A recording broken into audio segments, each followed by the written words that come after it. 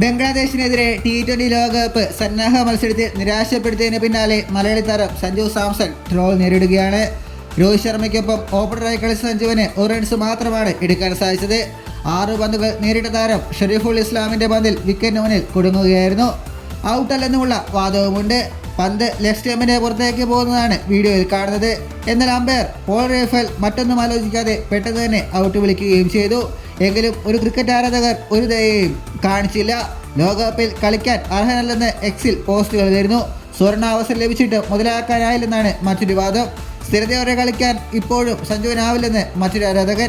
New York Nassau County International സ്റ്റേഡിയത്തിൽ toss നേടി Indian captain Rohit Sharma batting തിരഞ്ഞെടുക്കുകയായിരുന്നു. കഴിഞ്ഞ ദിവസം അമേരിക്കയിലെത്തിയ വിരാട് കോഹ്ലി ഇല്ലാതെയാണ് ഇന്ത്യ ഇറങ്ങിയത്. ഒരേ ഒരു സന്നാഹ മത്സരം മാത്രമാണ് ഇന്ത്യ കളിക്കുന്നത്. മത്സരത്തിൽ ആധികാരിക വിജയം സ്വന്തമാക്കാനും ടീം ഇന്ത്യക്ക് കഴിഞ്ഞിട്ടുണ്ട്. 60 റൺസിലാണ് ഇന്നലെ ബംഗ്ലാദേശിനെ ടീം ഇന്ത്യ തകർത്തത്. ഇന്ത്യക്കായി ഋഷഭ് പന്ത് 6 സെഞ്ചുറി പൂർത്തിയാക്കി. ബോളിംഗിൽ അർഷദീപ് സിംഗും ശിവൻ ദുബെയും 2 വിക്കറ്റ് എടുത്തപ്പോൾ ജസ്പ്രീത് ബുംറ, മുഹമ്മദ് സിറാജ്, ഹർദിക് പാണ്ഡ്യ, അക്സർ പട്ടേൽ എന്നിവർ ഓരോ വിക്കറ്റും സ്വന്തമാക്കുകയുണ്ടായി.